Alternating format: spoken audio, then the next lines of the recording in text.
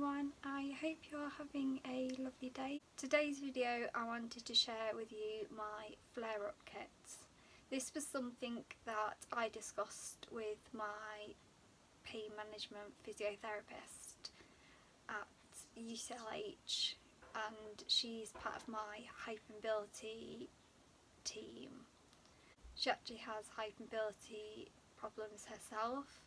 So it's really nice to talk to somebody who gets it from living with these problems herself, but also talking to a professional who really understands hypermobility disorders and all the complexities that can come with that.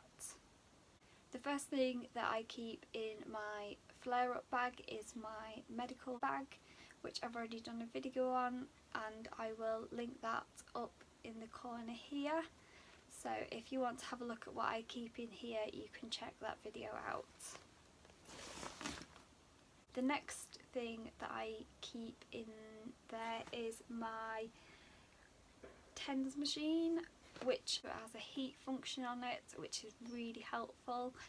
I did start off with TENS machines just as a really basic TENS machine, and then once I found that it did help, I bought a little bit more of an expensive one, and then I upgraded finally to this one because for me heat really does help. I'm a person that cold doesn't work for me, because when I went through this flare-up kit with my pain management physiotherapist, she has ice packs in her flare-up kit, but for me that's not something that works. Everyone's different, so what might work for you might not work for me, and what might work for me might not work for you, and things like TENS machines are a bit hit and miss. Sometimes they help, sometimes they make my pain worse. It does help with my hypermobility related pain on my joints, but because of my hypersensitivity due to my ME, sometimes the TENS machines are just too intolerable. So it's hit and miss, but I will always try and give this a go if I feel like it will help. The next thing that my physiotherapist introduced me to was acupuncture pens, which I'd never heard of before, so I saved up and got an acupuncture pen, because I have actually had acupuncture in the past quite a few times. I found it quite helpful, so having an acupuncture pen is a lot easier because it doesn't have any wires.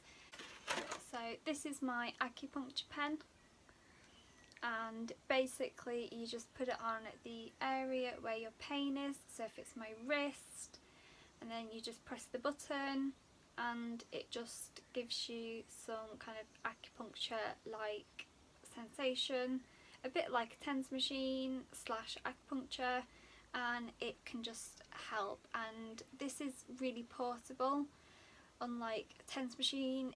The next thing in there, and I do have these in my medical bag as well, are just some heat packs, and they're really portable, unlike, say for example, hot water bottles, because you can't really plug a kettle in the car. I also have a microwavable heat hot water bottle thing. It's in the shape of a hot water bottle. So because of my seizures, I can't use the kettle. So for me, microwavable heaties are a lot better. My favourite is my Zebra microwavable warmie, which I got from the charity Smile for ME. And then more medical things is my Splints. My physiotherapist recommended that I put my Splints in there. I used to wear some of my Splints all the time, and sometimes I do go through a period of wearing a particular splint all the time. I'm not going to show you all of my Splints because I've got Splints for different joints for different reasons. I've got my hinged knee brace splint, and then this one's for my patella dislocations. Then I've got a variety of wrist splints. So this one has a thumb splint in with it, and then if I'm not needing any support with my thumb, then I've got this one, and I've got them for both my left and right wrists. Another thing that my physiotherapist recommended was tubular bandages, but because of my latex allergy I couldn't find any. This is my alternative to the tubular bandage. It's a flexible brace which can go on my left or right wrist, and it does reduce the hyperextension in my wrists, and I use this quite a lot for crocheting. I could have done with a little bit of a smaller size in this, but it still does the job just as well, and it's nice to have something that's supportive but not as restrictive as one that's got a metal bar in it like my other wrist splints. Then the alternative to the tubular bandage for my knees is this knee support. I haven't actually used it yet, I've only just bought it. The next thing I've got in here is some fabric tape. Now I am looking into getting some ring splints, but my physiotherapist suggested that I can tape my fingers. Basically it's a fabric tape, and I just wrap it around my fingers and it stops the hyperextension. This isn't related to my hypermobility disorder, but I've put it in there, and it's my Coldtech Halo headband, and it's got pockets for reusable ice packs, and it just helps with migraines. But I've also found that it helps with my autonomic problems. So with the heat, my body struggles to maintain its body temperature very well, so I can overheat, which makes my symptoms a lot worse, and I find that if I just put that on, it helps my body to cool itself down. The final medical related thing that's in this flare-up kit is my blood pressure monitor. So again, with autonomic problems, my blood pressure monitor just helps me check my blood pressure, and it also has pulse on there.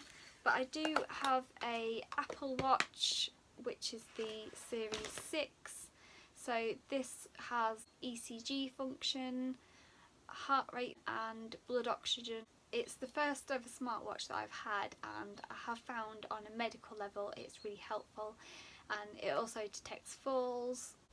Then just as important as the medical items in my bag is things to help me emotionally when I'm having a flare-up. The first thing is something that my physiotherapist had in her flare-up kit that I've put in mine, is just some crocheting. So I've just got a crochet hook and some yarn, and this helps form a distraction but also the tactileness, and it can just help with the grounding and distraction from when you're having a flare-up. Then also on a sensory level, I've put in some hand cream, so just that tactileness of rubbing hand cream in, and if my wrist or my fingers and thumb joints are quite painful, I can kind of massage them with the hand cream. Also in there I've put a copy of the Happy newspaper. If you've never heard of the Happy newspaper, it's basically a newspaper full of happy news articles basically, and I absolutely love it, and the illustrations are beautiful, like for example on the back page there. I then have a crisscross word puzzle book. If you've never seen a crisscross, it basically looks like that. So you've got your words and then you fill them in and fit them into the spaces. And another tactile grounding thing is chocolate. This is my favourite chocolate. It's the Galaxy Vegan Caramel and Sea Salt chocolate. The next thing that's in my flare-up kit that my physiotherapist also had in hers is the mindfulness colouring book, and again it just helps with that distraction and being mindful of what you're doing in the present moment. And my physiotherapist said that the more colours you use, the more therapeutic it is. To go with my colouring book, I do have a pack of pens. I also got these from the Smile for ME charity in my Smile parcel. Another thing suggested to put in is things that I've received from friends that make me smile, so letters and things like that. I've got this which says look for something positive in each day, even if some days you have to look a little harder. So I've just got a few of those things in there. So I keep all those little bits in this Ziploc bag just to keep everything together because things get lost in that bag.